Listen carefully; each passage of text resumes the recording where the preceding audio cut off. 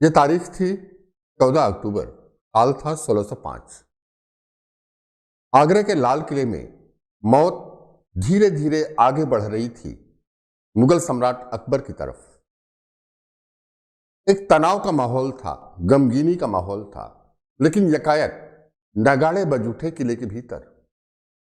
मौत की आहटों के बीच में एक ऐसा उत्सव। यशस्वी मुगल सम्राट की मृत्यु के समय दुख की बजाय नगाड़ों की आवाज। आइए देखते हैं क्या है ये मंजर। थोड़ा पहले से बात करते हैं।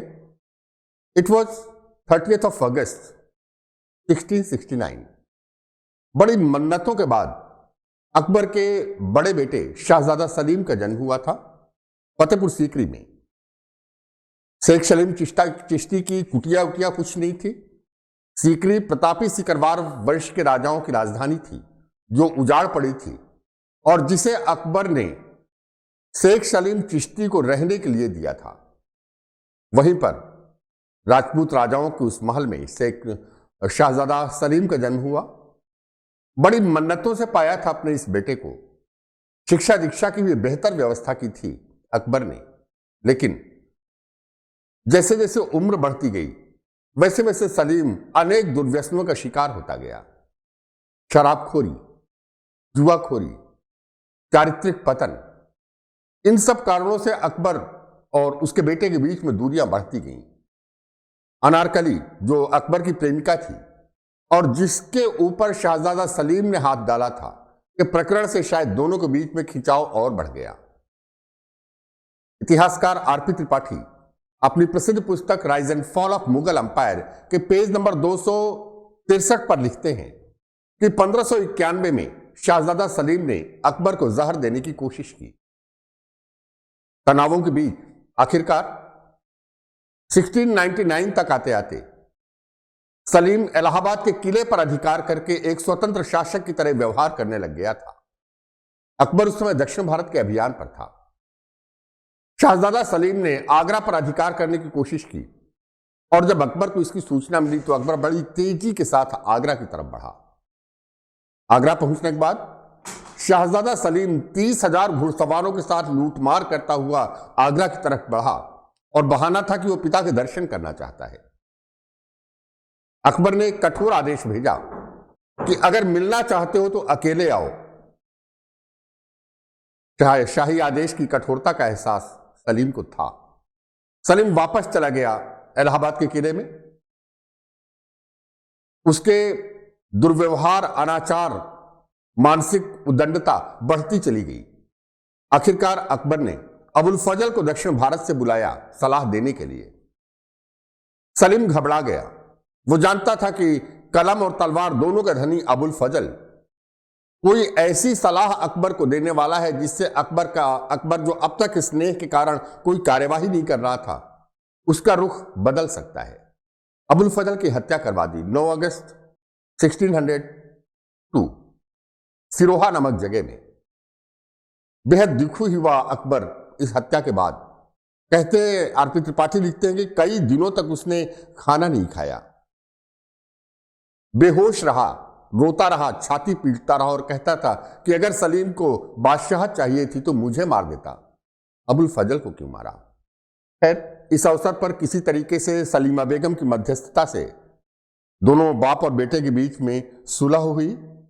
कहते हैं कि उसने अपना उत्तराधिकारी बनाने की सहमति भी दे दी थी, लेकिन फिर से सलीम इलाहाबाद के किले में जाकर के अपने पुरानी राह पर चल पड़ा मौज मस्ती के लिए। और इसी समय अकबर शाहजादा सलीम के बड़े बेटे शाहजादा खुसरो को अपना उत्तराधिकारी बनाने की बात सोचने लग गया।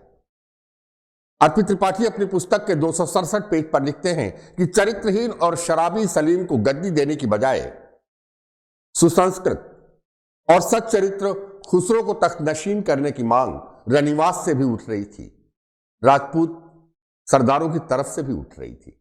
आखिरकार अकबर वो कहते हैं पुनः सलीम के षड्यंत्रों से जहर दिया गया, क्योंकि मिर्जा हकीम जो बदतमीज था और जहांगीर लिखता है कि उसका प्रिय पात्र था। एकदम से स्वस्थ अकबर कैसे इतना कोलैप्स कर गया कि मृत्युशैया पर था। अकबर की मृत्युशैया पर जाते ही षड्यंत्रों का बाजार गर्म हो गया और वो दिन भी आया, मैं जिसकी चर्चा कर रहा था, 14 अक्टूबर 1605। सम्राट मृत्युशैया पर था, नींद बेहोशी की हालत में था। कभी कभी आंखें खुलती थी सम्राट की, जैसे एक बड़ा जहाज धीरे धीरे डूब रहा हो। तो दूसरी तरफ राजा मान सिंह और मिर्जा अजीज कोका ने एक मीटिंग बुलाई थी, जिसमें शाहजादा सलीम की जगह खुसरो को उत्तराधिकारी बनाने की बात की गई। लेकिन इस बैठक में मुर्तजा खां और बारहा के सैयद, इन दोनों के विरोध के कारण मीटिंग असफल हुई और यह तय हुआ कि खुसरो नहीं बल्कि शाहजादा सलीम ही उत्तराधिकारी बनेगा सम्राट का। निश्चित तौर पर यह उस सम्राट की इच्छाओं का उल्लंघन था जो दूरदर्शी था, जो सलीम के हिंदुस्तान के बादशाह बनने के दुष्परिणामों से अवगत था। पर आखिरकार सम्राट मृत्युशैया पर थे। रात 12 बजे के बाद बारहा के सैयद, मुर्तजा खां, मोहम्मद शरीफ, इनकी अगुवाई में धर्मांध मुसलमानों का एक दल, जिसने सलीम से यह वादा लिया था कि गद्दी पर बैठने पर वह इस्लाम की रक्षा के लिए प्रयास करेगा, उनके साथ शहजादा सलीम मरणासन अकबर के सामने आया। अकबर ने बमुश्किल निगाहें खोली। शाही पगड़ी सलीम के सर पर पहनाई गई, शाही कटार सलीम के कमर में लगाई गई, और जब अकबर ने एक बार डूबती हुई निगाहों से उसे देखा तो इस दृष्टिपात को ही अकबर की इच्छा मान लिया गया। एक तरफ मुगल सम्राट मरणासन्न था, धीरे धीरे सांसें ढल रही थीं, तो दूसरी तरफ किलों में एकदम से नगाड़ों की आवाज गूंज उठी, शहजादा सलीम के उत्तराधिकारी बनाए जाने की खुशी में। 2 दिन बाद 16 अक्टूबर 1605 मुगल सम्राट का अकबर का निधन हुआ और इसके बाद 24 अक्टूबर को जहांगीर की ताजपोशी हुई। यह था वो समूचा घटनाक्रम जिसमें अकबर अपनी सुलहकुल की परंपरा के कंटिन्यूएशन के लिए, बनाए रखने के लिए, अपने पौत्र शहजादा खुसरो को अपना उत्तराधिकारी बनाना चाहता था। वह अपने चरित्रहीन, लंपट, शराबी, विचलित मस्तिष्क वाले बेटे जहांगीर को कतई हिंदुस्तान की बादशाहत देने के पक्ष में नहीं था। लेकिन नियति अपना फैसला कर चुकी थी और अब हिंदुस्तान की बादशाहत जहांगीर के कंधों पर थी। तो यह था वो घटनाक्रम जिसके अंतर्गत यशस्वी मुगल सम्राट अकबर की इच्छाओं को दरकिनार करके मुगल दरबार के फैनेटिक ग्रुप ने, धर्मांध ग्रुप ने जहांगीर को गद्दी पर बैठाया था, और जैसा उन्होंने सोचा था जहांगीर वैसा ही निकला। हम बाद में अगले एपिसोड में आपको बताएंगे कि किस तरीके से जहांगीर ने सिर्फ एक मुस्लिम शासक, सिर्फ एक सुन्नी मुस्लिम शासक की तरीके से व्यवहार किया, और इस तरीके से मुगल साम्राज्य के अर्थी के साथ चलने वाले घंटे के स्वर हमें इसी जहांगीर के समय से सुनाई पड़ने लगते हैं। यह वीडियो जरूरी है इसलिए कि मुगल सम्राटों की महानता के जो गुणगान गाए जाते हैं उसकी हकीकत तक पहुंचना जरूरी है।